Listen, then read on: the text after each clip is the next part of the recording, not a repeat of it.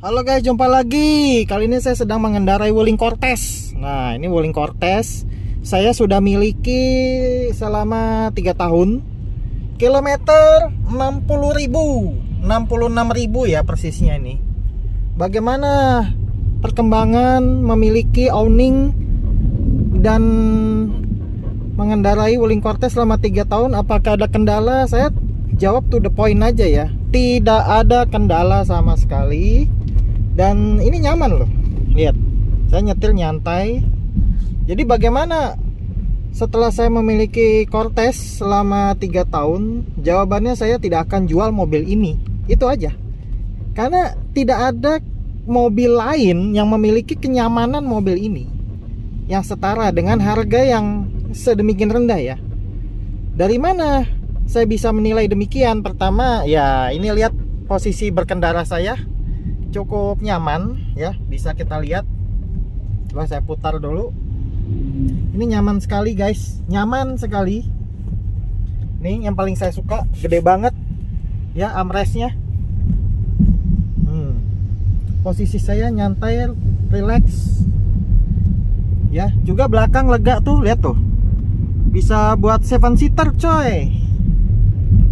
Belakang lega. Ini mah kalau buat penumpang pasti nggak ada yang lain, nggak ada yang mau kalau selain Cortez guys ya.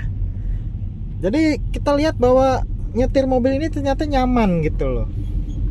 Dan untuk mesin ini tenaganya so-so lah ya, nggak, karena memang mobil keluarga kan, bukan mobil untuk performa ya. Jadi enak. Dan yang amazingnya lah adalah kualitas interiornya ternyata masih sangat terjaga loh, seperti baru ya. Ini lapis soft touch ya kan, semua. Dan panel-panel juga nggak ada yang error. Ada sih ini power window sedikit error, pernah spion, tapi ya diganti free. Untuk dari pelayanan dari Wuling saya juga puas. Kilometer setiap 10.000 km servis, semua penggantian klaim mudah. Paling hanya nunggu barang aja saya 2 minggu ya, sampai 1 bulan tergantung sih. Biasanya kalau barang-barang yang terakhir Rextir itu 3 minggu lah ya. Saya juga nggak terlalu ngejar sih. Itu pun juga usulan dari bengkelnya loh. Saya nggak ngerasain ada masalah sih Rextir. Tapi tiba-tiba bengkelnya bilang, "Pak, Rextirnya ganti ya." Loh, saya nggak ada kendala. "Iya Pak, tapi ini ada oblak, kita ganti aja ya." Hebat loh, saya bilang. Saya nggak ada komplain, tiba-tiba dia yang ngusulin ganti Rextir. Hebat juga itu Wuling, top lah ya. Jadi kalau Wuling ini bagus, sales after service-nya bagus. Saya di Depok sih ya. Saya nggak tahu kalau yang di cabang lain, tapi kalau saya di Depok. Nah, lalu berkendaranya untuk BBM gimana? Untuk BBM standar ya. Saya memang agak upgrade ya untuk BBM ini. Saya pakai volt stabilizer, itu pengaruh sih. Jadi BBM-nya jadi normal ya gitu ya. Tadinya agak boros 18, 19, sekarang jadi ya 111 lah, lumayan lah ya. 111, 112. Mungkin bisa di-upgrade lagi tuh. Ada tuh ya, cari-cari aja ya, di-upgrade untuk iritan dan performa sedikit tuh bisa tuh. Dan saya sudah upgrade. AC dingin, posisi berkendara nyaman. Mobil kaki-kaki bagus. Kemarin kaki-kaki memang ada masalah bunyi tuk tuk tuk gitu ya. Tapi ternyata itu cuman karet bushing aja, karet peredam.